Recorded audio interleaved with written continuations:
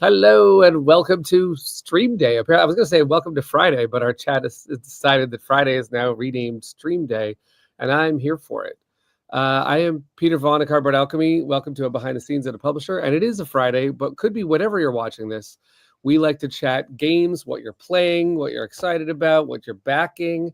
We talk about our own games. As Cardboard Alchemy, we make Flamecraft, Critter Kitchen, and Andromeda's Edge, which is the background behind me, and Andromeda's Edge expansion is coming out. Oh boy, it's going to be launching on GameFound in 25 days. Not that I'm counting or anything like that.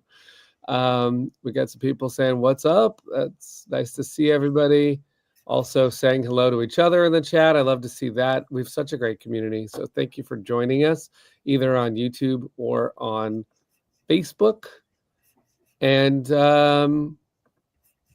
yeah, so soon, Ed. It's so soon. I also have Rosie, our community manager here, who is going to look at your burning questions, make sure we get those answered, but also she has fun things to share from our community that have been posted in our groups. And we'll be chatting about what's going on. Rosie dialing in from the very hot UK.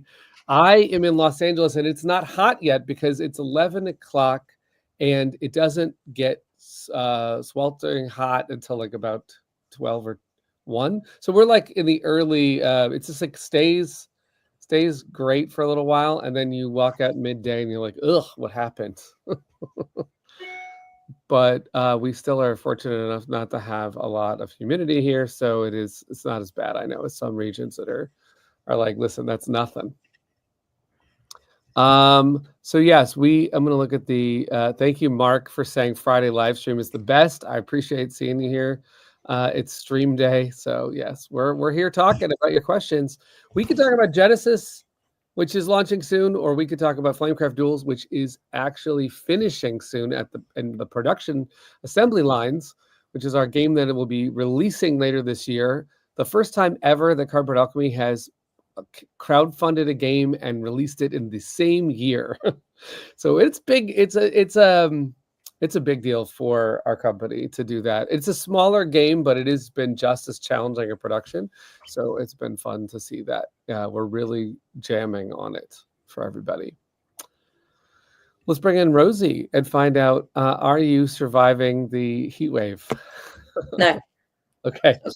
So it's actually, so half the day is fine. So I try and cram in all of the writing tasks I have to do, like before it gets to about 5 o'clock my time, when I'm like, but what we do is we open the windows very early, then we close them, like to try and like keep the cool air in. And it's just me and the dog like moving around the house trying to find a cool spot.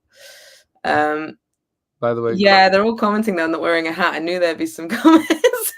Because then you'll be glad to hear my replacement AE dice trays are on the way. You are most welcome for pointing in the right direction. Actually, that leads me onto a topic that I didn't even know I was going to bring up in this live, but I'm going to bring it up anyway, because this is a behind the scenes. So sometimes we leak things about news and stuff like that. And speaking of Andromeda's Edge replacements, but also as Andromeda's Edge as a whole, we as a company recently decided that we're going to take on Andromeda's Edge all on our own.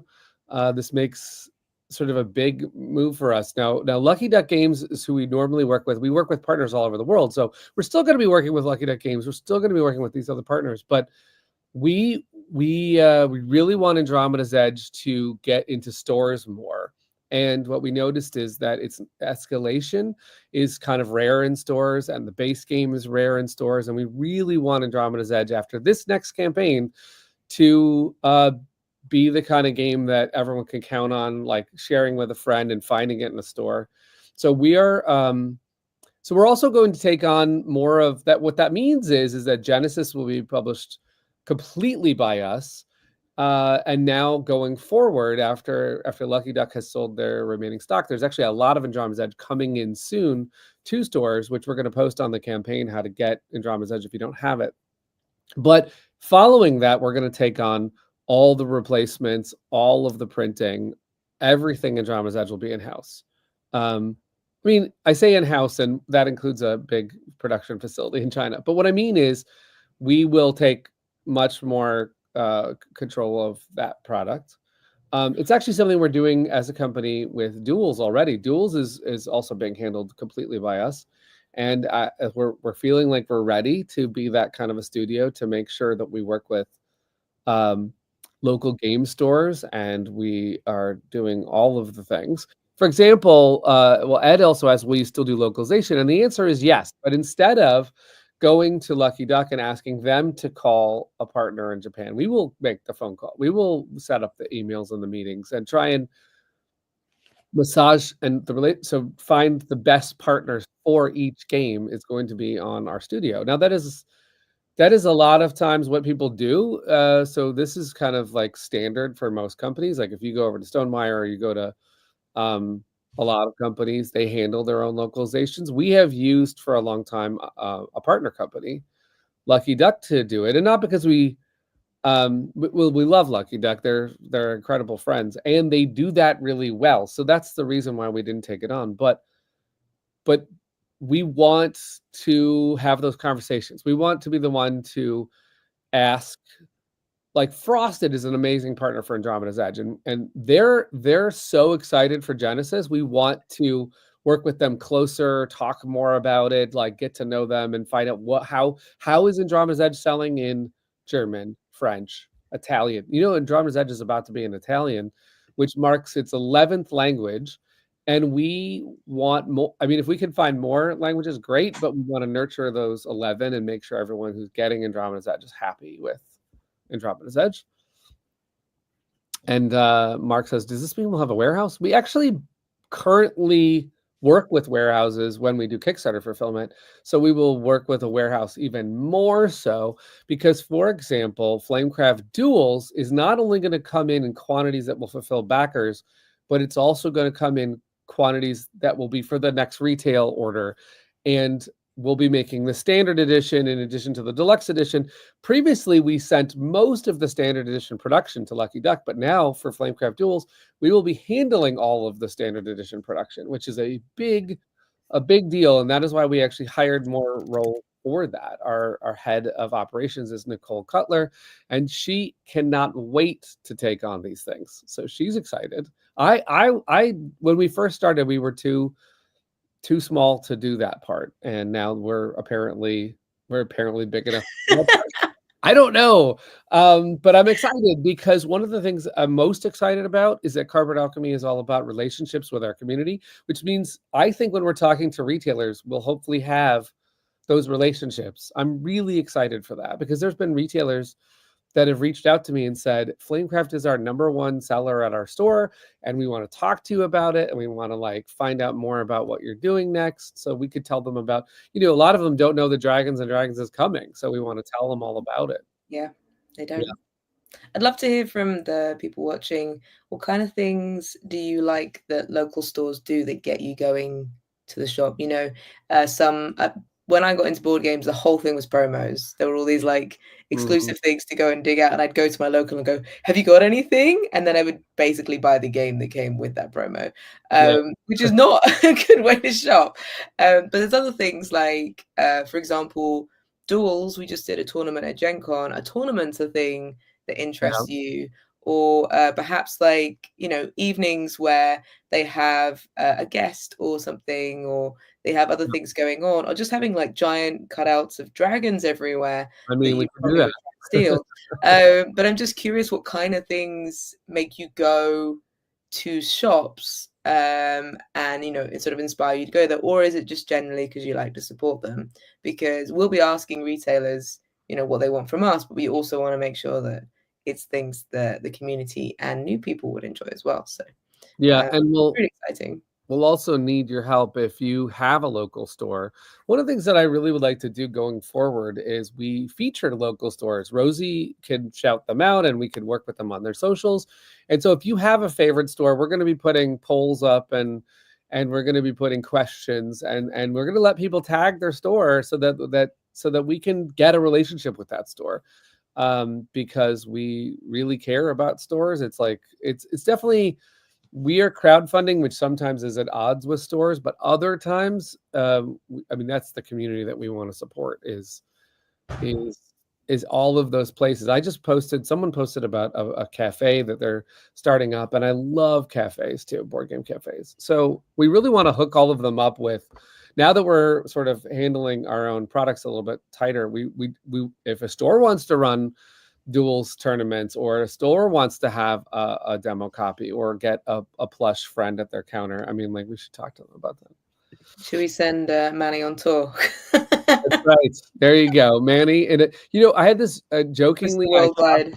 I talked about this when I worked at Breaking Games with them, and we came up with this random idea of a board game bus that would drive across the country in the United States and have designers, artists, publishers on it, and we would make a game as the bus went around the country. If you've got designers in there, you'll make about 50 games. Knowing what I know of designers when they get together, you can't really stop them. They'll all be bits of paper, but you'll have loads of games. Themed play nights draw me in. If there's some way giveaways, promos you purchase, even better. Yeah, I really like the way that TCGs do events and stuff as well. I think that's a really nice thing. Like Vaughan do these kind of, obviously they need to do tournaments. That's kind of the big drive for them. But they have also found ways to get schools and other places involved, which is really cool with games where you don't actually build decks. You start with just like 2 packs, which is really cool. And I feel like, there aren't many board game nights. I think some big shops in the UK have been doing like game nights and stuff, which will be with, say, big potato games, like party games and stuff. By the way, I think it's fun to do. So Chris says happy Friday. And Chris, who's in Texas, has been starting to go to his local store and put our games on the table. Like, he's doing play testing. So it's kind of relevant. We definitely want to make, like, for example, that store, we'll have to connect with them a little bit more. They already are a retailer backer for us. I like what you're saying too about the whole prizes, because there was a cafe in Seattle that what they do is they let you check a game out of the library and play it during, like, you could have a lunch and play the game. And then if you like that game, they have a discount on that game. Like, if you buy that game at that same day session, then you get a discount. That's awesome. Yeah. Lots of stores do different things. Some of them is like you win credits that you then build up and then spend in the store, which is cool because it means like you've got to do a few repeat trips to kind of build that up. But it is a struggle running a shop. I've got friends that run them, and they're not always able to achieve the online prices that other places can because they can't store as much and they can't bring them down. So finding ways to support local friendly game stores is really important, and how to help them utilize and create an environment that bring people there. And what I've learned too is that there isn't a cookie cutter approach. So, for example, I'll give 2 examples. One is when Gen Con was doing Gen Can't, and they sent local game stores a whole bunch of the hot games releasing at Gen Con ahead of time so that they could run all sorts of local game store demos of Gen Can't games. How it did not work is the stores received too many games at once with no instructions of how to play, no one to teach them. They were overwhelmed by that. And so one of the things that I think is really important, and what we can do as a small studio, is connect directly where, it seems like you'd want to do this on a bigger scale, like with lots of publishers, which I totally get. But in the meantime, we could just focus as Cardboard Alchemy on trying to make sure we are connecting with a game store. And like someone said, Dragon Knights, we could try and give them the resources they need to teach Critter Kitchen. And then, even to the point where we had some really great demo team at Gen Con and really great demo team at Essen. And I wonder if we could talk to some of them about, hey, if there's a store near you, could you go teach Andromeda's Edge? And then we would pay for it and make it so that that store got a teacher and got to order copies for the ahead of time and got maybe a new promo that was coming out. So yeah. Dragon Knights is so fun. Imagine if we like joined up with Stonemeyer and all these like companies of dragon games and just went like to Dragon Knights and just send these like bundles to stores so they could run this like cool theme night. That would be awesome. I like that. We could talk to Stonemeyer about that. That would be awesome. I love that. He's really into community stuff as well. I really like that about him. Yep. I watch his streams and often it's him talking about all the TV shows he's watched and everyone's like, how's it going with, he's a big fan of Survivor. Like I love Survivor. Oh, he's a huge fan of Survivor. And so he's always talking about Survivor. And I haven't seen it since it was like new, like 10 years ago. So I'm also a big fan of Survivor. It's funny. Yeah, they had the whole LA premiere one time, and that was I actually for anyone who doesn't know in the show, if I haven't mentioned it, you were on Survivor? I applied to be on Survivor. I sent in a demo tape. I wanted to be on that show. I still think about getting on that show. I would not survive 100%. I've seen some of them where they have to like stand on a stick in the water and for the longest. And I'm like, I'd be gone in seconds, like absolutely seconds. I'm currently working out and training for that exercise. No, I'm just kidding. But you know where I would fail? I would fail in the bug eating. And they don't do that often anymore. That's like an older season kind of thing. But I don't know. I think I'd be okay because they can't hurt. They can't let you be hurt, right? Yeah. And I can't eat gluten or dairy, but bugs are okay. So yeah, it'd be gross, but I could just close my eyes, you know, like. But actual activities where I have to use balance, not gonna happen. Unless it's like there was a kangaroos thing that I wasn't so fussed about. I wouldn't. It's so much fun chat going on. Jenny mentions there's host a ladies' night at their local game store. That's awesome to hear. Teaching games and making friends is fun. That's really cool. Yeah. Really cool. Well, anyway, we're getting more into that part of the business. So we actually went to Gamma as a company this year, which is an inside trade organization show, and Gamma was a great opportunity for us to sort of splash around with duels and show it to. Well, Rosie was there showing it to content creators, which now come to Gamma. But we were also making friends with retailers, and I can't wait till next Gamma because it feels like we're going to have duels, which I think will be a very welcoming game at stores, and we will also have. I'll be showing duels again. That's what I'm going to be doing. Showing duels again, and we'll be saying, "Hey, we have the entire Genesis. We have Genesis and all the Andromeda's Edge products, and we'll be telling people about Whisperwood by then." So there's a lot of fun. And this time we've got some panels. We're going to be running some panels there. Which is really exciting. I've got 2 panels, and it's really exciting to get to share knowledge and help each other and support each other. So I'm very excited about that. So yeah, it's a great show. People are going to say that should be a TV show about board games, and there should be a Survivor board game. Nice. I think I mean, isn't there a new documentary about board games that's just like come out? Isn't like Barnes and Noble in it? It's called Hobby, I think. People have been talking about it. Anyone who's seen it yet? Let me know if it's any good. I don't think I can see it on my streaming services. So, but you know, that sounds like survival. Yeah. Well, making board games is like a different form of Survivor. I haven't slept for days, but you know, it's a whole. This is why we'd be so good on Survivor. They'd be like, you have to stay up for 3 days, and we're like and. I can do that part. I can make a game out of stones. What are we gonna do? Like, I don't know that I wouldn't get voted off immediately, but I do feel like I could play the game because we play games. I do feel like I would play the social game fine. I think it would come down to if I looked like I wouldn't look like a challenge beast, so I wouldn't look like I would be the first one that you have to get rid of. But as long as I pulled my weight in the initial challenges, I think I could like coast into the middle and then hold on as he's not a problem. But we'll see. I'll get like an A for effort and a 4 for execution. I also like social deduction and sort of I do like trader games in a way. So I I would have no problem doing whatever it took to get. Yeah, Yeah. I love the traders. And people just saying traders is the nearest show I've seen to board games. It is Oh, I have to see. literally werewolf. So Oh, is it? Oh, okay, cool. it's great. Doug and I will pause it every 5 minutes to discuss. Oh, that's cool. So it takes an hour-long episode takes hours to watch because we're like, no, you see what they did wrong there? Is it should have done this. Yeah. I used to actually have an office pool for Survivor where we would all have picked who we thought could go. And I would often pause the episode and be like, "Oh my god, let me check let's make predictions and stuff like that."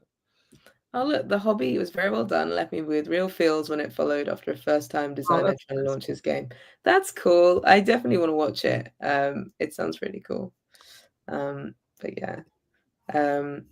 Go look at our other topics before I jump on TV because that's classic Before we Rosie. get into TV episodes, what are we talking about today? Anything specific? So the Duel's late pledge is closed now. Yes, this is my saddest moment of all crowdfunding.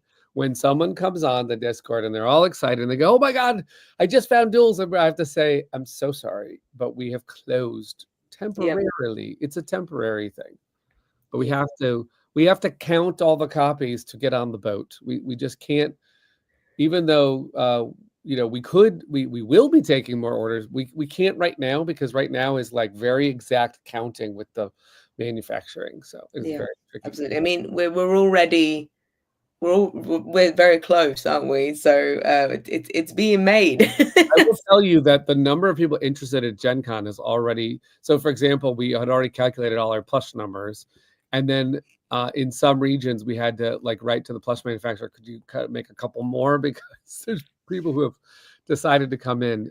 So we've locked it down temporarily, Duels. What that means is, just so everyone knows who's watching, Flamecraft Duels is now going to get on a boat. We are going to write an update on Kickstarter that says where we're at. This is exciting news because as a game, we had not thought the boat would be this soon. Of course, we were pushing really hard to try and get the boat this soon. It is far longer than I wanted it, but also faster than we've ever done before. So it's very exciting that we're going to get on a boat. Then when it is arriving here, we're going to have all of the copies in several waves. The first wave is all of crowdfunding, and the second wave is all of late pledge and all of some of the other things. Like we have donated copies of Duels that are going to the Spiel Foundation.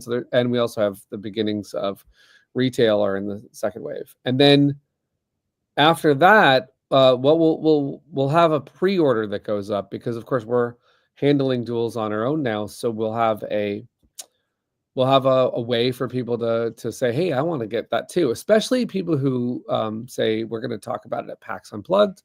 We might have it in time to bring it to PAX Unplugged, which would mean a ton of people could get it. But even then, I expect it would then sell out and people would want to figure out, how do I get Duels? Mm-hmm. Also, Duels is deluxe right now, and there will be a standard edition that we are going to eventually make. So people will... I know that'll make the deluxe more popular in some ways because the standard edition will be in stores. The deluxe will be rarer and limited edition, and some people will chase it down and want to know how they could get in. So we will work that all out and have a chance for people to come in our store and get it after we get everyone their copy from crowdfunding. It's an exciting process. Also, I will say that there are some retailers that are extremely excited for Duels. There's literally been offers where retailers are like, I will bring tons of copies to BGG. I will rep it there, and it won't be ready by then. So sadly, we had to say no to that one. But we are. But 2026 should be pretty exciting for Duels because the deluxe will be out, and I think a lot of people have backed it and are going to be excited. Plus, we'll have some more, and we're not limiting it like Flamecraft was limited. So if there is demand and interest from retailers and fans, we will keep ordering some deluxe copies. But meanwhile, we're going full steam ahead on the standard edition to be in stores, which will give people that slight price break, little different components, and same game, right? Yep, absolutely. So. Yeah, it's very exciting. Those who are saying that's really soon, it may suddenly feel like it takes a while for the boats, It and then it feels takes a while for everything. So this is the process. It feels like we are running really fast towards it, but there's a bit of running on the spot in lots of places. It's so So funny because you send something by ship. Okay, so first of all, let's just say the plant's going to be done packing all of the boxes in a couple weeks. Well, then they call a boat, but a boat doesn't just suddenly show up. Then it gets on a boat, and there's paperwork, and then the boat arrives, and then the people who have to pull the containers off the boat, sometimes they just want to take a long lunch break, and they don't actually do it. And then you could like slip them some extra money to go faster. Could you take my container off faster? And then it goes on rail, and then it's like rail to the place, and then it gets to the place, and then the warehouse has to pick it up, and they have to take it off the pallet. It's such a long part of it. But when I it's say good that it's so travel friendly, that it's going all these right, different forms of transport. um, but I will say that as far as its speed, Cardboard Alchemy has launched 5 campaigns so far, and we have not been on time yet. We were very close to on time. Flamecraft, actually, the reason why Flamecraft was late because of our localizing partner, which was I was frustrated at the time, but we actually delivered the first English copy. No, the first Korean copy of Flamecraft was delivered exactly on time 1 year later, which was to the date of the campaign. But most of our campaigns have been about a month or two late. Now, I have been trying to solve that problem since we started, and it's such a hard thing to get right. We budget, we plan, and then circumstances outside of our control change the ball game. So on Andromeda's Edge, we were honestly going to be early, except for a little tiny thing that happened, and then we were about a month late. So duels, Flamecraft duels, we promised December. And I am working so hard to make sure that it's earlier than December. And we all are. Our whole team is really busting our butts over to try and make it so we beat November or to December. I mean, if we could do it I can't promise this, so no one walk away from the stream saying I'm going to get duels in October. But imagine if we could do it. Now, I just love the idea that people have it at Christmas. I think it's I such a mean, okay. We did this with Critter Kitchen. We said Critter Kitchen was going to be Christmas, and then Critter Kitchen was not Christmas. it was just too close to the postal times when everything goes wrong. Yeah, what happens You at just Christmas couldn't risk it. season So is at the Rudy was late. yeah, the reindeer came in January. The So reindeer came after he finished work. yeah, Ed says Garfield and have the magic sauce on this. Again, it is a very hard thing to do. Sometimes I've seen publishers do it because they've already hit the print button before they've crowdfunded, and that's cheating. That's cheating to me. I don't like to do that because, of course, we still get input from fans, and I consider crowdfunding to be like I've used the Stonemeyer analogy. You're baking cookies. I don't want to bake the cookies completely and then invite you in. We want to bake it with you. Or you have a very short late pledge Yeah. kit period, which I think is what A Place for All My Books did. They only had about a 2-week one, and then they went because they've just started shipping, or their people are starting to receive their copies. They had it at Gen Con, and that's pretty fast turnaround on that one as well. That's within a year, I believe. So Duels funded on May, I think it was May 19th or somewhere around there. I think we launched. No, we launched on April 29th, and then right around May. So we're talking about, let's say, May, June, July, August, September, October, right? That's unbelievable if we could get October. November would be 7 months, and December, which we promised, would be 8. So this is our fastest one ever. And I will also say that what's amazing about this one is it's our most complicated one ever. And I did not expect that, but because it has magnets. You think it's more complicated than Andromeda's Edge? It's more complicated than Andromeda's Edge. Okay, I say that, and then right now we're quoting Genesis, and I will now, Andromeda's Edge is literally not, they're not laying down for this title of most complicated Cardboard Alchemy game. Andromeda's Edge Genesis is literally punching right back, going, "Are you sure that's what you mean?" Because things are changing. For example, we're reprinting the deluxe box, but we're not printing it exactly the same way. So I have to communicate all those changes to the manufacturer, just like tiny little things that are getting changed. But duels, because it was a box. Do I have the box? I don't have the box near me. Because it was a box that closes up and it has a lock and it has magnets and it has all the things. It is very complicated. Genesis is here, but Duels is clearly traveling. Yeah, that's where does Whisperwood fit in complexity? Whisperwood is beefy. We haven't fathomed. Yeah, it has ways to go on its journey, but it is very beefy, like Andromeda's Edge. But our goal as a studio, and I've said this a little bit to people who have seen Andromeda's Edge and Critter Kitchen, were very ambitious deluxe productions. Our goal is to keep making ambitious productions, but to do them better. So I'm really hoping that Whisperwood will be that game that gets even tighter and more efficient in the box. I'm excited to see that. And Chris chimes in and says that some people say Whisperwood is heavier than Andromeda's Edge, and some say it's lighter. So that's a fascinating thing, right? Yeah, but I always think that anything that's being play tested in its like rawest form is going to seem more complicated because we haven't smoothed out the teach. There's things being worked on. There's possibly, we don't know yet, but we'll see as we move through, working on it. So you never know. I will make a note to, when we get past the Andromeda's Edge campaign, because we're coming up on that. It is not as much of a table hog. I hope. I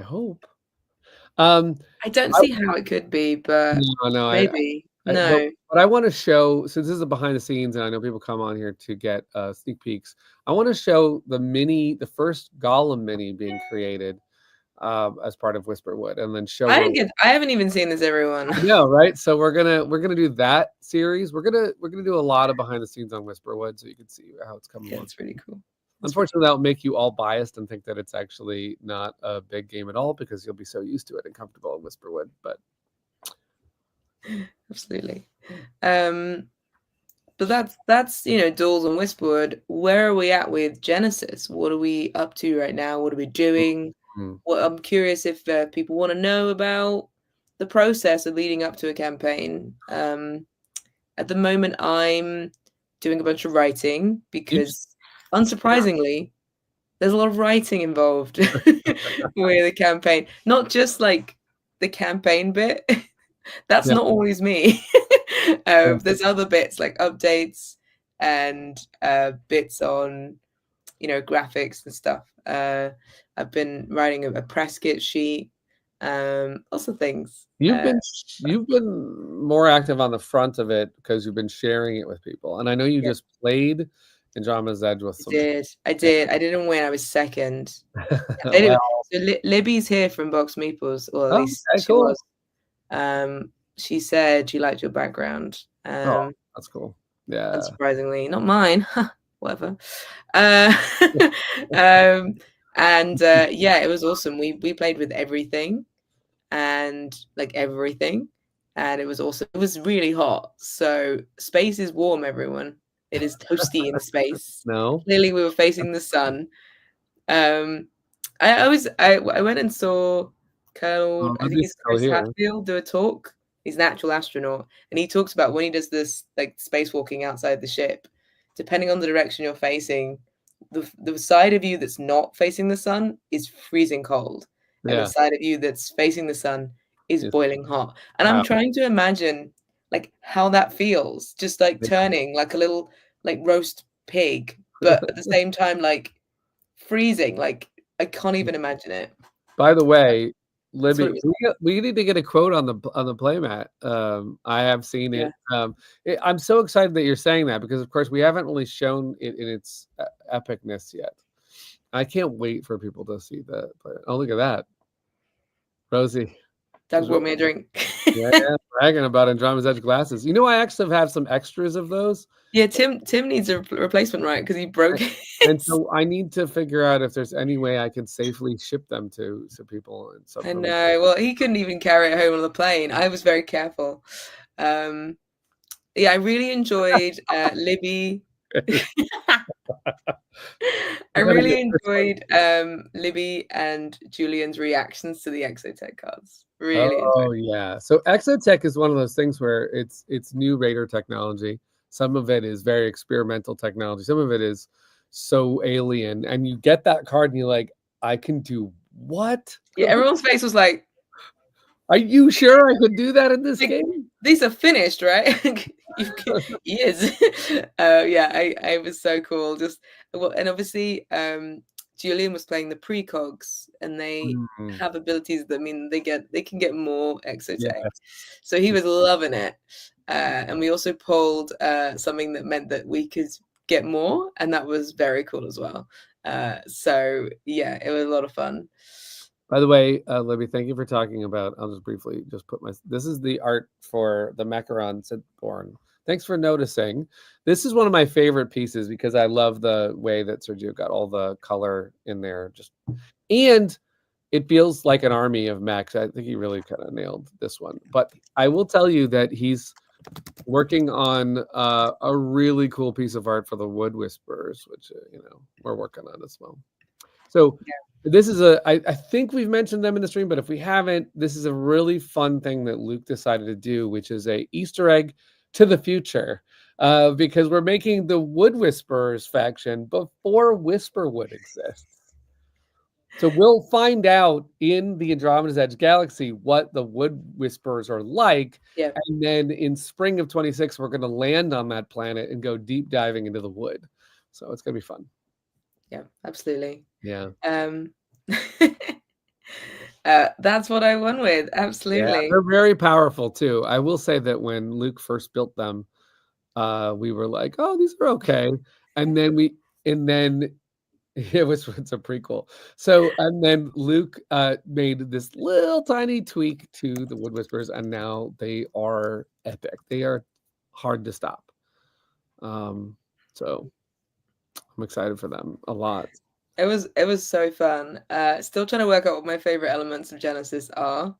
Yeah. I'm still like there's a few things I'm like, oh, but that's really cool. Oh, but that's really cool. But I can see, I think everyone always keeps saying like once you play with it, like why wouldn't you add it? Like what? It just doesn't make sense not to have the more It's fun. kind of like our attitude with escalation, which is once you have escalation, just mix them in. It's going to Yeah. be the same thing. It's just a mix in play. The only thing that I think people will decide whether they want to play is Destiny in or out, vortexes or quasars, or now corrupted stars. Which one do you want? But as far as like you could do any player count with any of it, and it'll totally work, and it will be great. Yeah, a couple of questions. We said last week actually that Whisperwood is before Flamebound. So Yes, but I know that people have asked this, especially because we have a Flamebound guessing channel in the Discord where you could guess some things about Flamebound, which is a sequel to Flamecraft, which is coming. And we've revealed a lot of the miniature friends in Flamebound in this stream. And yet I don't have a golem to show in this same form, although that is going to be coming. So it does feel like Flamebound has been going for longer, but Flamebound also is just takes the friends take their time to get out into the woods. They keep stopping for tea. I mean, it's what the Oops, baked a loaf. They're like, oh, I forgot I left the oven on in the Critical Role. No, I had a shift at the bookstore. So they are very slow to get out of town. They are very slow. They're hopefully going to have just such a fun result, in exchange for all that. Whisperwood has been also going for a long time. Chris reminded me that it's been in idea stage, development stage, design stage for 4 years, 3 or 4 years. So it is, and there you go. Chris and Manny are on the job now. Chris is designing Whisperwood with Brad and Aaron while he's developing Flamebound. So he has a full plate of things. So all of that is related to, so we could just go, Chris, how's it going? I just called him out in the Discord. You could be like, Chris. But because the thing is we are building up to more testing in our Discord of Whisperwood and then testing of Flamebound. We do want to get a lot of people in when it's ready at that moment where we can find out what you think about it and help us shape the final. So yeah, absolutely. We also we're gonna talk about a little digital version of Andromeda's Edge. Oh yeah, so let's talk about Andromeda's Edge Genesis. There's other exciting things happening, which is that, and we mentioned this in an update, but it's coming to BGA, which is Board Game Arena. Now, it's already on TTS, Tabletop Simulator, and you can come into our Discord and play Andromeda's Edge anytime. And you can also run to the edge and see the Genesis content with Luke or myself. Now, we've been a little bit on hold because we went to Gen Con and whatnot, but we're going to open those back up, and we're going to make Genesis lives. Anyone can launch a game of Genesis on Tabletop Simulator. But in addition to that, Board Game Arena is about to go alpha. So as of, I think, next week, anyone who's in Board Game Arena's alpha program is going to get a notification that they can now jump into a game of Andromeda's Edge, which is exciting. It's not going to have everything yet. It does not have escalation in it, but it does have the escalation factions. It doesn't have vortexes or quasars. It doesn't have Genesis yet, but it is a first draft playable Andromeda's Edge in Board Game Arena. Very exciting. In addition to that, so there's the alpha that is, if you're a Board Game Arena super player, meaning that I think if you play more than X amount of hours a week or X amount of hours a month, you will automatically get into that program of alpha. So cool. So that is what they do to reward all the people who play on BGA a lot. That's awesome. Yeah, I didn't all know the that. people who are not an BGA alpha player but are huge Andromeda's Edge fans, I can give you I can give out a couple of invites to alpha. So what I'm going to do in the Discord later today or this weekend is I'm going to put out the call. If you feel like you're not necessarily the best BGA, or you're not used to BGA a lot, or maybe you are, but you feel like you really know Andromeda's Edge, that is who I need to come in alpha. I need someone to come in who goes, that card is wrong. That's not the way that I expect this to behave. That faction's power isn't working the way that I know it knows. Someone who knows the rules and someone who really loves Andromeda's Edge would be fantastic right now. So if that's you, and especially if you're in our Discord and you can say hi over there, that is where I'm going to put out that invite. But then we're going to go also into the Game Found, and we're going to tell people also, if you want to get in for alpha, give us a shout. So it's exciting because I think that it's going to give turn-based play. It's going to give a different style of Andromeda's Edge play out there. Now, I've been playing a lot of turn-based play with Arc Nova recently and with Andromeda's Edge, and I don't do as well in turn-based with a big game because I go, what the heck was I doing when I logged in 2 days ago? So I don't know that it's my favorite way to play, but I love that it's available. And the developer said to me, this blew me away. He told me that he plays exclusively all of his BGA games on mobile. And I'm like, wait, what? You have to zoom in and move around Andromeda's Edge board and have tooltips and everything and like check the tracks and look at the modules on mobile. But at the same time, I'm kind of blown away that you could play on mobile. Like you could go take Andromeda's Edge on the road. That's kind of neat, you know. Libby recommends notes. Notes. That's what I need to do. I was totally going to build next turn, and now I've forgotten everything. So I'm part of Holly Likes Games Patreon and Discord, and she's in Neuro's part and stuff. And yeah, given Tessie's amazing. And yesterday we were playing like a Patreon Let's Play Games thing, and I won Flip 7, which was amazing. It was amazing. But trying to just like remember it's my turn whilst trying to watch something else, I can't even do it on a normal screen, let alone.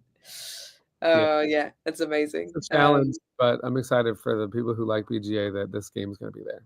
No, I think it's really cool. I'm excited to see it, and yeah. Our plan, by the way, is to try and have beta live for Genesis during the campaign.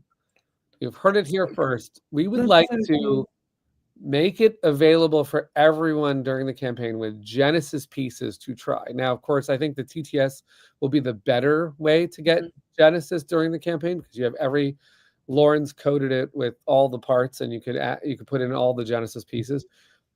But some of the Genesis pieces will be on BGA, so that people could come onto the campaign, go, "What's Genesis?" And if they like BGA, launch that up, try it out, see what the new factions are like. That's Which really is cool. going to be great. Yeah, it's really really cool. excited about that. To have that live during a campaign is a new one for us. That's awesome. Yeah, I love that. That's really cool. But yeah, I really wish that I could play it on my like Steam or something. Like I could just There you go. me and computers, eh? We also need to get more games, you and I, of Genesis. You know, we had that one. We got to get some more in there. Yeah, I won that by default. Hey, that's right. I have got more games planned, more in-person ones planned. Nice. I have a game set up at a really cool place in London, Yep. where I'm going to be doing some filming and photography, but also the best way to take photos of it is to play it, because it's hard to like fake a board because it's always different. It always looks a different way. Yeah. So the best thing to do is just like play it halfway through and then take some photos and stuff. So I'm doing that, and then I've set up some games with content creators, because I've got the only copy in the UK, so they're all, you know, zombies scratching at my door. So I've got some games set up, and I'm really excited to play it with them. And they're all like massive Andromeda's Edge fans. They're all like, cool. That's cannot so wait. good. So I'm bringing the Matt. I'm excited to go back to our first conversation. I think it's a little bit rare to find Andromeda's Edge in the UK. I'm excited that we're taking Andromeda's Edge over, and then we can like really work on getting it in the UK, particularly. I think it's great. Absolutely. Chris writes, what do you say? That was about mobile. Chris says, one of those expansions where it's so good I can't play without it anymore. Can we just quote you on the page about that? I know you work here, but we are also asking for quotes from people who have played Andromeda's Edge. I know not everybody has played Genesis, but what we really want to do is hear from you. If you have a lot of cool, if you want to gush about Andromeda's Edge, we want to post that on the page, because this is our second campaign with Andromeda's Edge. I'm not going to say that we're not, like, it's not as serious, but it's a little bit more fun, I think, to have a game where people know it with you when you're launching again, where we could say, listen, you don't have to take my word for it. Andromeda's Edge is I mean, I think it's fantastic, but you could ask someone who's played it and they will tell you should get this game because it's fantastic. If you wanna give some thoughts, either message me or message the Instagram. It'll be me, and there's also a form that I've created you could fill in, and so that I get all the details and everything. If you want to put ridiculous quotes, and I mean kind of funny and weird quotes, I will also take those, and those could make it. I might have a section for that, or I might even sneak one of those into the trailer. So just just saying, if you want to make some wild, outlandish claim about Andromeda's Edge, we would take it because I want to have fun with this campaign. And I know that, I mean, Tom Vassell said to me that he's wanted to take over Raiders for so long. He's like, I will give you a quote about that, which I'm excited. That's awesome. That's awesome. Yeah. So for regular Andromeda's Edge, or for Andromeda's Edge that's out there, any of the 18 factions, or about the gameplay, your favorite part about the gameplay, some crazy statement about how it's the best sci-fi game ever made. I don't know. Just kidding. You don't have to say anything you don't mean. I'm saying if you mean it and you want to say it, we will post it. Yeah. Absolutely. Got some corkers already, but would love some more. Yeah. But yeah, love it. What else? I went to an event and played Doors. Nice. And it was really lovely because a lot of the people already backed it, so they were just checking. They were just like, and they were like, it's just as good as I expected. That was really nice. Lots of people just sat down and started playing it, which is not something I've ever experienced with demoing a game. It's people just sitting down, looking at the rules for 5 minutes, and off they go. And you're like, you good? And they're like, yeah. When I ran the tournament, I taught all 16 people in the tournament for about 5 minutes, and nobody had. I mean, I just went. They were like, got it. We're good. Excellent. Yeah, sometimes I teach it and then go, there must be more. No, that is it. That is really there's more, right? Nope, that's it. Yeah, enjoy. But yeah, it was really lovely. Libby also. So I was at an event called Canterbury Gaming Convention, and it was the first one there. And she works for Paverson Games, and they were showing off Luthia and Distilled. And I got to see the amazing dice tower that looks like an organ, like a piano organ, not a heart or anything. And you put dice down it, and it sounds like ding ding ding ding ding. And I was like, we were just saying how you and the head of Paverson should never meet. No, I can't wait to meet. Because what would we end up with? Oh my goodness! I almost got this meeting at UK Games Expo in 24, not this year because I wasn't there, but I am waiting for that meeting. It's like there are certain publishers out there that fit my vibe of deluxeification, and Paverson is right there with me, and I love everything they're doing on the art front and the components front. And I love Distilled. So we were at Gen Con. I saw there's more Distilled coming, and there's more, and I can't wait to get Luthia. And then there's also like the folks that make Galactic Cruise, Kinzen Key Games, the folks over at Roxley, Chip Theory, Druid City. There are certain companies that Orange Nebula that are like, that's my kind of company. Stonemeyer. There's so many good deluxeification companies out there that are going, you know what we need in this industry? We need art to be featured heavily, and we need components to be top notch, because we're going to play these games for a long time and we want them to be great. We'll have to go over at Essen because it's Libby's birthday and there's going to be cake. Yes, 100%. So we'll have to go over to Paverson and sing happy birthday to the sound of the organ. Ding ding ding. It's very cool. I got to carry it back carefully because it's like so precious. But yeah, it was really lovely. So they were setting up games of that. I had duels out, and also I went around the event and played some games. I played Hot Streak, which is a hilarious racing game, so good. And I also played Pokemon Splendor, which has been recommended to me so many times, and it's actually quite hard to get. It's Korean only, and it was very good. I am very grateful for the recommendations. I'm now hunting for it. But the birthday could surprise her with telling what's in the backpack. You know, Libby's my friend and doesn't even know. No one knows. I will say this: Rosie and I have made a decision, I believe, on the backpack, which is that because there will be someone who does leak it first, I think Cardboard Alchemy is going to come up with a backpack reveal day. Like, we will just say what it is. We will tell everybody in that stream, close your ears if you don't want to know this. Don't watch the stream. Don't watch because you're going to see it too. We're going to take it out of the backpack. We're going to make a thing for that. I think that'll actually be a really fun day to do that. Maybe we get, I mean, it would be fun if we had Sandara for that. So we got a fun. Yeah. I think it would be really cool if we had like a 9 grid of everyone opening at the same time. I love it. But that might be before Essen, because we will be, we'll be very close to delivering the first copies in. Yeah. Like I said, it could be October that a copy gets delivered. It could be November that a copy gets delivered. We are still unsure on what day it will be, but that means that backpack reveal day needs to be plotted on the calendar. Yeah. Yeah, there it is. If you don't want to be surprised and you want to just open it, whatever, then you're going to have to do your Marvel don't look at the internet thing, which is fine. Yes. We will warn people that stream is going to be revealed. Do not worry, we're not going to spring it. And we will try and avoid people posting in our groups about it until maybe a period of time has passed.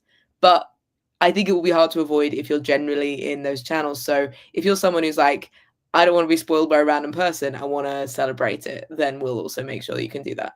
So there was a surprise that I put in the Dwellings of Eldervale. Did I ever talk to you about that one?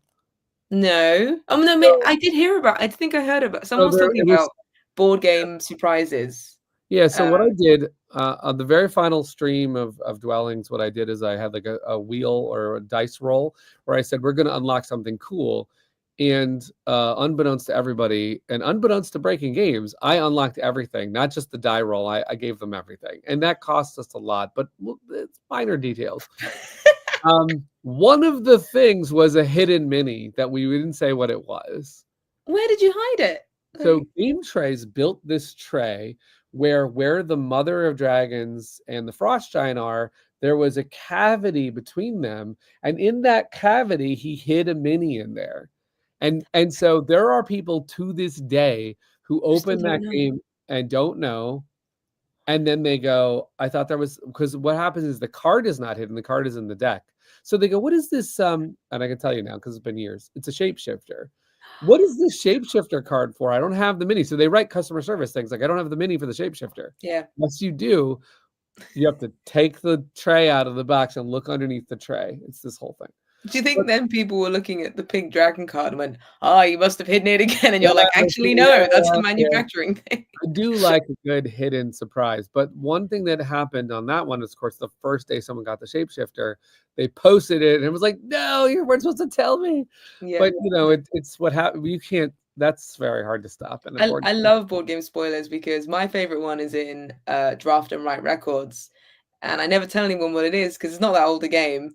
Yeah. And then when someone was saying about, oh, what are your favorite board game spoiler, like board game secrets? Someone was like, what do you mean? Like, what do you mean? What? And they went and looked, went, oh, like it was so good. There was another one that Cards Against Humanity did where they had the inside, they had made this game box called the Bigger, Blacker box. And in that lid, you cut it. Yeah. You had to cut the lid open to find the cards. And when I did that at a friend's house because she owned it. And I was like, did you know about the secret card? She's like, what? So she was like, you're a crafty person. You do it neatly. And it was so hard to do neatly. I was like, I'm sorry. I'm going to have to rip this and get it out. I have to admit that I did check the back package. We knew you would. We knew you all would. Yes, so. I would have also. So you're not alone. Yeah, absolutely. But yeah, I'm also doing some homework at the moment set by Luke. He set me the challenge of watching Battlestar Galactica and a bunch of other things that inspired and are sort of referenced in Andromeda's Edge and Genesis. It's going well. It's very enjoyable, actually. I quite like Battlestar Galactica. I didn't realize it was so political. I thought it was going to be more like space saga, Farscape vibes. But no, it's very interesting. One of my favorite parts about Battlestar Galactica, the board game. So there's a board game, and it's I heard, yeah, and you never know if you're going to have a Cylon or not. Yeah. In fact, there's a in the first half of the game you may have one Cylon. In the second half of the game, you may have a second Cylon. It's so good. But here's one of the things I love about that game is they designed it so that every character that you get dealt, you can play all these different characters.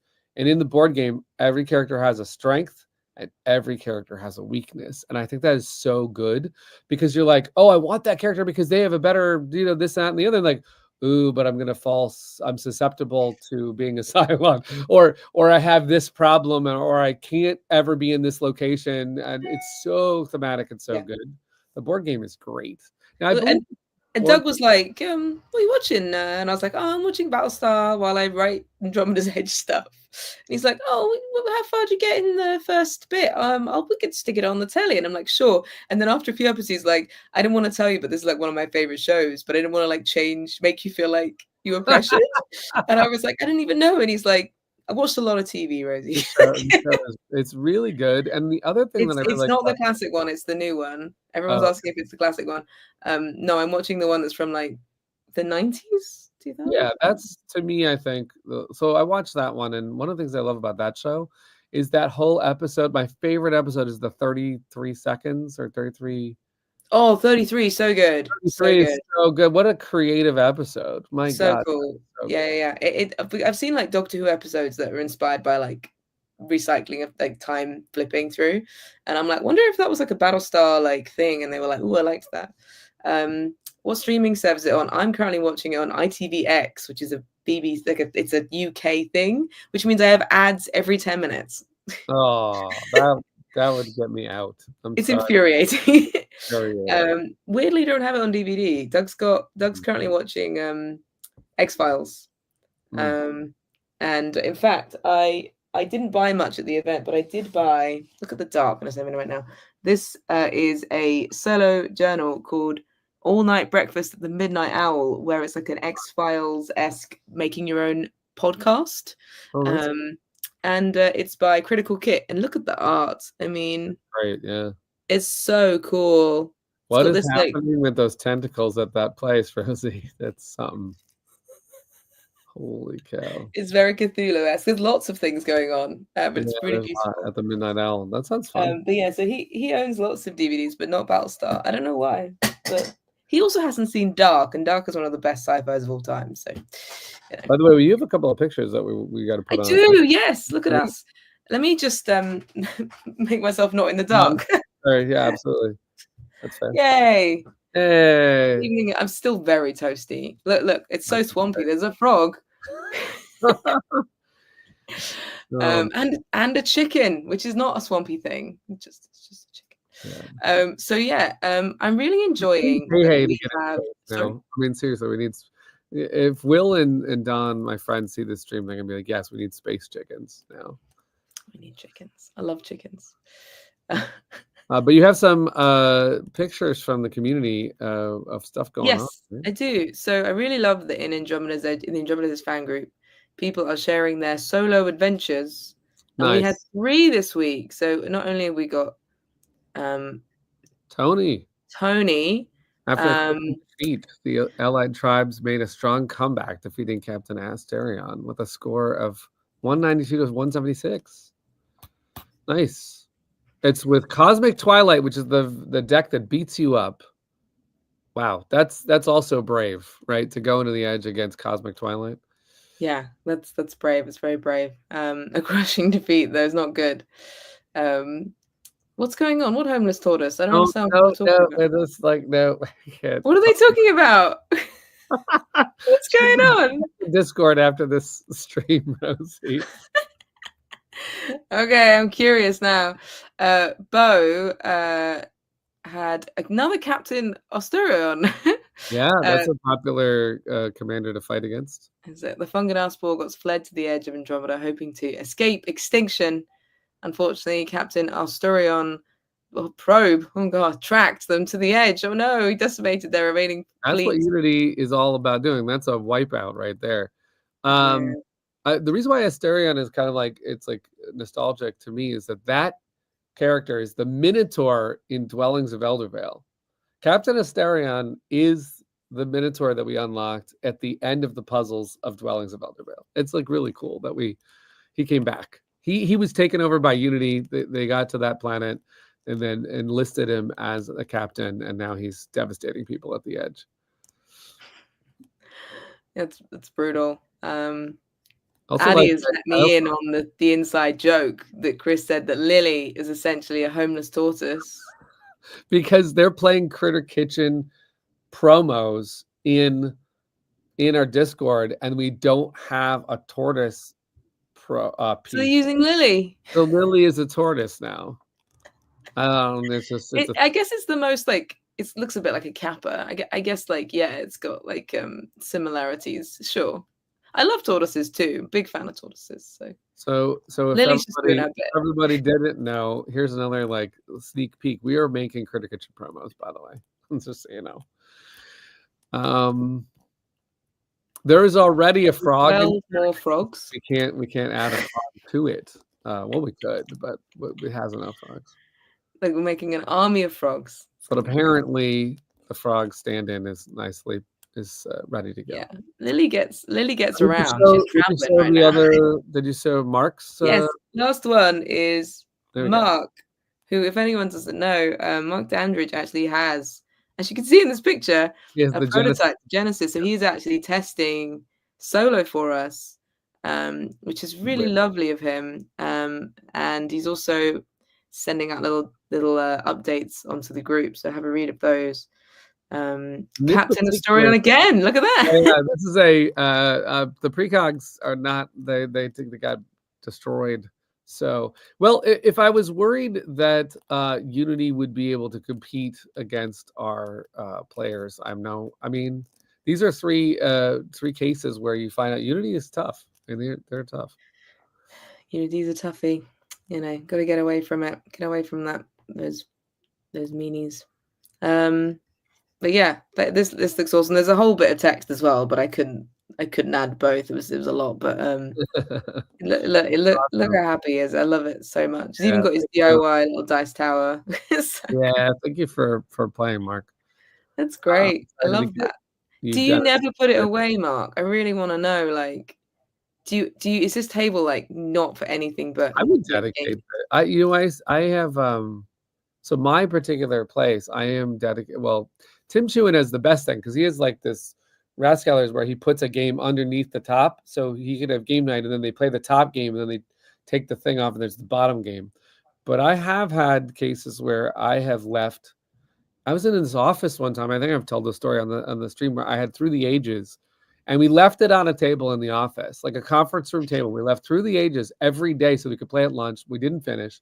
We'd go back. We'd play again at lunch, and then there'd be some other meeting that was in that conference room. And like, what the hell is this? We're like, well, just have your meeting over there and don't disrupt the tiles and the cards, please. Yeah, like the one time that I've done this, because I live in a small flat and our table doesn't even stay up, let alone games, is that we were playing Seventh Continent, and the save point, yeah, and the save point in the game is that you have to backtrack a little bit.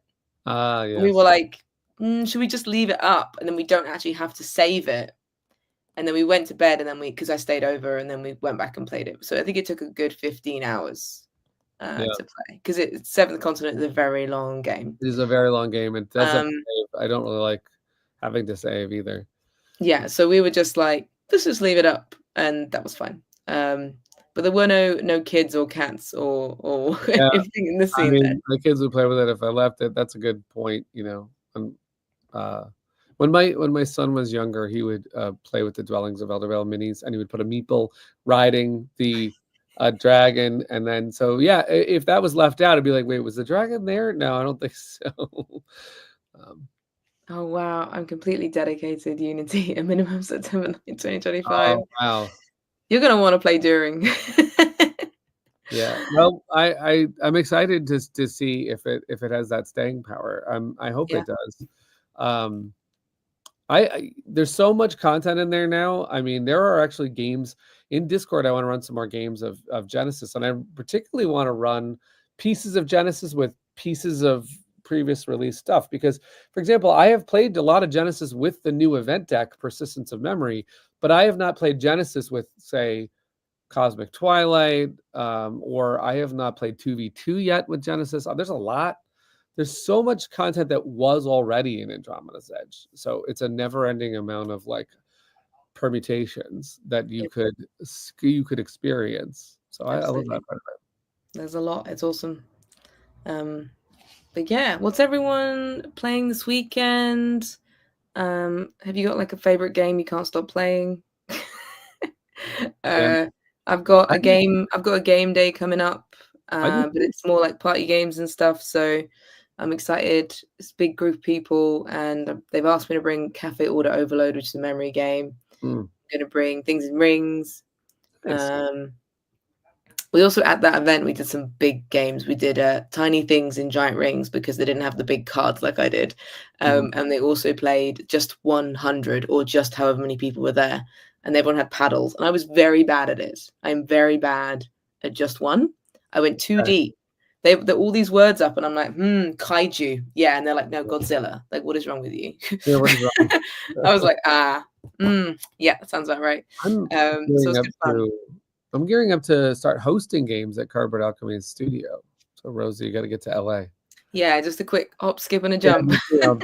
mistake, right? But also, I have friends coming to stay. So we're kicking off the game nights here at the studio on like next week, and then I have friends coming for that weekend. So I'm gonna finally play all the shelf of opportunity games that I have been building up.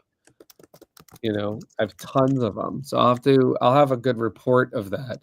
Most of the games that I'm playing right now are, I mean, frankly, Andromeda's Edge. I mean, but that's fine. I have no problem with that, and I'm excited about that. And I think that and Whisperwood are going to be the games for a long time. Someone else, you mentioned Restless Spirits. Hmm. Is keep eyeing up Restless Spirits, thanks to Rosie.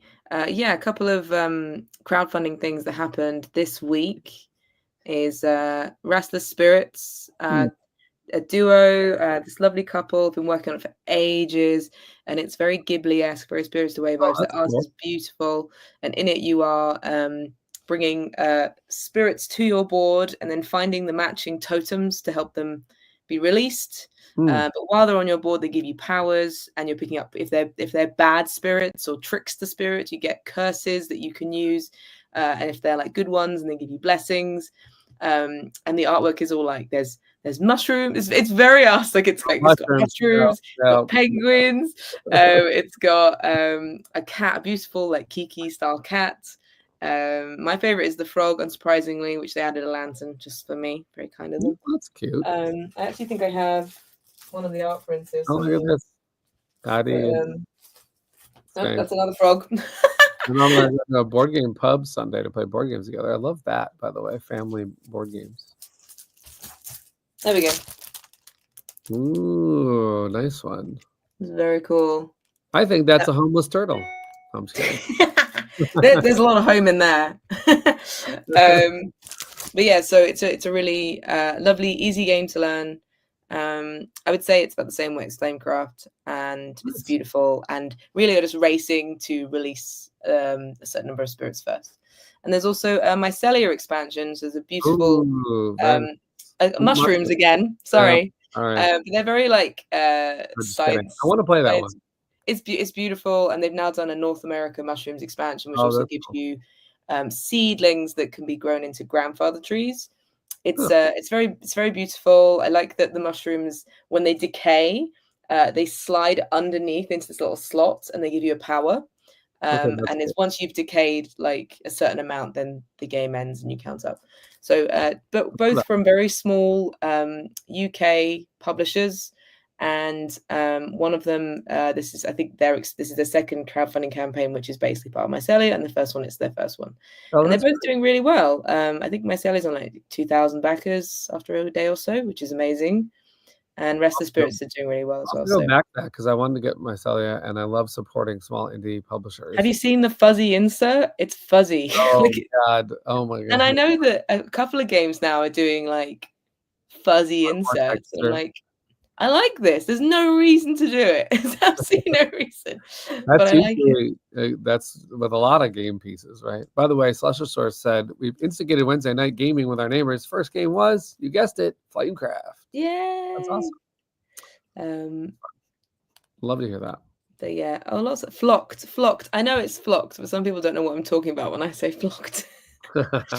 Yeah, they're fuzzy. It's very cute, and it's a beautifully designed insert. And there was actually a super deluxe, you like this wooden version, the first campaign, and they did a proper like wooden box, but they were like sold out very quickly. And Restless Spirits, they did handmade books like with drawings and stories in. Wow. And they instantly sold out. There was only like 12 of them. It's funny that you should say the Whisperer needs a mossy insert. I have an idea for, so we haven't gotten to the campaign yet, but there will be a base box, but I think there's going to be deluxe pieces stored in another box. The inside of that box, I was thinking of like a velvet inside or something, but now I'm like, no, it should be mossy. Like we'll have to figure out something.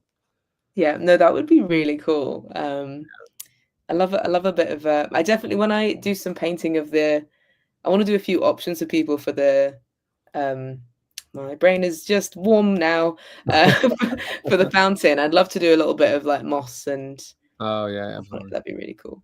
Oh yeah, the fuzzy beeples and honey bars. They did those. I don't know how I feel about those. Do you not like the fuzzy beeples? I texture is it's funny how I don't know about that thing. Yeah, texture throws me as well. Mostly with food on a playing but yeah. I really like the honey drops or the they're so great. They were lovely. But yeah, I like fuzzy things are cool for me. I actually really dislike the feel of masking tape. That for me. Huh. And some covers of books, like notebooks, are like a sort of. Did you know that? So you played Wingspan, obviously. Yeah. And the backing of the player boards has a nice texture to it. We've talked. Does it? Yeah. Oh, it's been a while. It's because Jamie also believes in like sort of like quality textures. I mean, Inside Up did like record texture on all their cards for Draft to Write records, and you could literally like run your finger across it and make Oh a wow, sound. that's cool. Let's see. They did a really good job with that. What? We're neurodivergent? I didn't know. Did you know, Peter? No, I had no idea. No idea. It's not common at all in this industry. Well, I enjoy every part of this industry for that reason. Linen finish. Oh, yeah. Linen. They were linen. I remember now. Yeah. High quality stuff. Yeah. Are we allowed to call them beeples because of the whole? Well, you can call them meeples. There's no issue with Yeah, we're not gonna get busted on this stream. In America, a guy didn't someone pay for it anyway, so you're all good in the US. Oh, so what? And I'm friends with him, Corey Thompson. Oh, it was Corey that did it. He was like, I'm buying it. Yep, I got you covered. In the UK, though, I don't think so much, but we still do it anyway because me. It was a long time that meeples were into the. Yeah. You know, I will say it's kind of funny when you talk about. So here's like another board game behind the scenes is that we're making the rule book for duels, and we're like, then we decide to make the standard rule book because we're working on the standard for duels, and there's a fountain that's not a mini, but what is it? Is it a token? Is it a meeple? Is it a? There were like 5 words that we could choose from. We were trying to decide if people would know the word meeple, because is meeple common enough that you would know the word meeple, or is it not common enough, right? And token won't work because in the duels book, we call the tokens on the board tokens. So those could have been called chips, but we called them tokens. And because those are called tokens, I didn't want to call the dragon a token. But we did call it a fountain. Yeah, well, you could call it the fountain, like when you're not referring to it by a component type. We did call the dragons in Flamecraft base game. We did call them tokens, I think. But so we were looking for that word. I can't remember. Wooden fountain. I'm gonna find out what the word we decided on now. And people. Okay, here are the ones we had. The final votes came down, and they were the fountain pawn, the fountain marker, fountain meeple, and the fountain statue. Okay. And it was a tough call. We had to take votes on it. These are the critical decisions a board game company has to do. So I believe fountain marker won out, but because of lots of I know why. Because the hearts in Flamecraft were called markers, and we decided that since Flamecraft has used marker before, boom, we were in. But I do think fountain statue, just calling it a statue and not referring to what it is, would have been fine also. Then you wouldn't have to change the rulebook. Yes, we would have. Yeah, that would have been nice. It's somewhere on my desk, the wooden one, because I didn't want to confuse people having it in the deluxe, because we had that to begin with for the prototype. People can still call it a statue when you're playing. If you end up owning the standard edition, if you own the deluxe edition, it's called a fountain mini because it is one. It is a mini, yeah. But it could be called fountain statue regardless of the copy that you own, and you're welcome to do that. You do not have to use the word marker. Yep, fountain dragon, all those things. Yeah. Anyway, with that tangent, we should probably wrap it up. But if you want to discuss odd board game terms in a later live, or you have questions that did not get answered in this live, you can say something on this YouTube video that says, hey, you didn't answer this, that, and the other, and then we'll answer it, or we'll catch it next week. Or you can come onto our Facebook groups. We have a group dedicated to Flamecraft, to Critter Kitchen, to Andromeda's Edge. Andromeda's Edge group has 25 days to go before we say Genesis all the time. Yeah. And then we also have our Discord where we've already mentioned you could play Andromeda's Edge Genesis, you could play duels, you can get in on all sorts of new games coming. You could say hi and get in on the silliness that's in Discord, all that stuff. Yep, absolutely. We appreciate all of you being here. Hope you have some good games for the weekend. Dirty Down moss paint effect for my statue. I actually do know the brand Dirty Down. Nice. I was a model maker. did- We wrecked someone's house with it. Nice. I Yeah, did say to Rosie that like we saw a bin of fountain minis that the plant had showed us, and I said, Rosie, you're responsible for painting all of these for the community, and I she just made it. graciously agreed to do it for everybody in this stream. I'm gonna sneak them into my not dad's actually chess set as the knights. What There you go. happened? All right. Yeah. Cheers, everybody. Have